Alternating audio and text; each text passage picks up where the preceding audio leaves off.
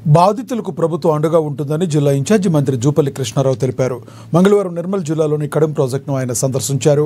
భారీ వర్షాలు కురుస్తున్న నేపథ్యంలో కడెం ప్రాజెక్టు వద్ద పరిస్థితిని సమీక్షించారు. అనంతరం ఆయన మీడియాతో మాట్లాడారు.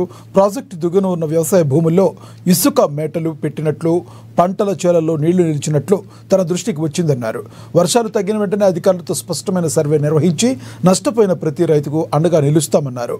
రాష్ట్రాన్ని గత ప్రభుత్వం అప్పుల కుప్పగా మార్చిందన్నారు. గత ప్రభుత్వం చేసిన అప్పులపై తమ ప్రభుత్వం నెలకు 6,500 కోట్లు అప్పు కడుతుందన్నారు.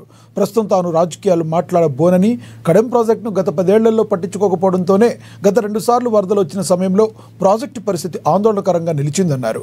ఆ పరిస్థితి నుండి ప్రాజెక్టును సురక్షితమైన స్థితిలో నిలిపేందుకు తమ ప్రభుత్వం ఏర్పడిన వెంటనే ముఖ్యమంత్రి రేవంత్ రెడ్డి నేతృత్వంలో 9 కోట్లు మంజూరు చేసి ప్రాజెక్టుకు మరమ్మతులు చేశామన్నారు. కడెంను రాబోయే రోజుల్లో మరింత అభివృద్ధి చేస్తామని, పర్యాటకంగా సైతం కడెంను అభివృద్ధి పదంలో అగ్రగామిగా నిలుపుతామని మంత్రి జూపల్లి స్పష్టం చేశారు. జిల్లాకు సంబంధించి 2 గ్రామాలకు రోడ్డు కనెక్టివిటీ బంద్ అయింది. సో ఆ గ్రామాల వాళ్లకు నిత్యావసర వస్తువులు అనేది ఇతర రూట్ ద్వారా సరఫరా చేసే కార్యక్రమం చేయడం జరిగింది.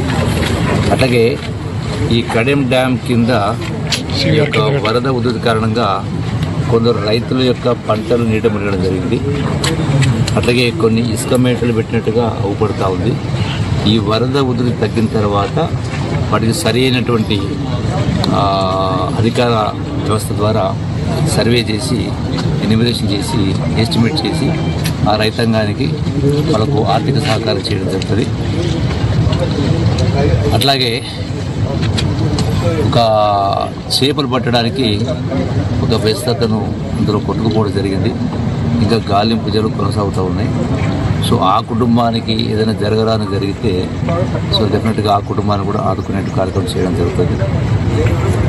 తర్వాత ఈ కడెం డ్యామ్కి సంబంధించి గతంలో 2 సంవత్సరాల్లో ఈ వరద ఉధృతికి కడెం డ్యామ్ ఓవర్ఫ్లో అయి పైనుంచి వాటరు సుమారుగా 1,02,00,000 క్యూసెక్స్ వాటర్ ఓవర్ఫ్లో అయిన కారణంగా డ్యామేజ్ అయిపోయింది. ఎందుకంటే గేట్లు పనిచేస్తుంది. 2 సంవత్సరాలు అవి పట్టించుకోని కారణంగా, అంటే గడిచిన టైంలో పట్టించుకునే కారణంగా అవి టోటల్గా రస్ట్ వచ్చేసి స్ట్రక్ అయిపోయి పూర్తిగా మొరాయించిన కారణంగా అవి ఓవర్ఫ్లో అయిపోయింది.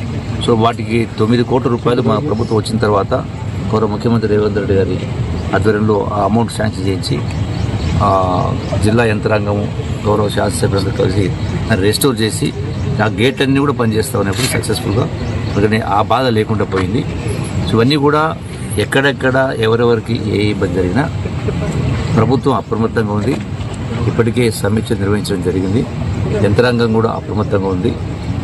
అన్ని డిపార్ట్మెంట్ వాళ్ళు కూడా డెఫినెట్గా వాళ్లకు ఇవన్నీ కూడా చేసి ఎవరికి ఇబ్బంది రాకుండా చూసేట కార్యక్రమం చేయడం జరుగుతుంది. రెండవది, టూరిజం సంబంధించి కూడా కడెం డ్యామ్లో ఇక్కడ మంచి ఆహ్లాదకర వాతావరణం ఉంది కాబట్టి ఇక్కడ కూడా ఈ వరద ఉధృతి తగ్గిన తర్వాత ఇక్కడ కూడా బోట్ ఏర్పాటు చేసే కార్యక్రమం చేయడం జరుగుతుంది. సో దాని ద్వారా కొంత ఉపాధి అవకాశం దొరుకుతాయి కొందరికి. సో ఇవన్నీ కూడా పెద్ద ఎత్తున చేసే కార్యక్రమం చేస్తూ ఉన్నాం. ఇప్పుడు అన్నీ చేయాలంది. దురదృష్టం ఏంటంటే రాష్ట్ర ఆర్థిక పరిస్థితిని విచ్ఛిన్నం చేసిపోయింది గత ప్రభుత్వం.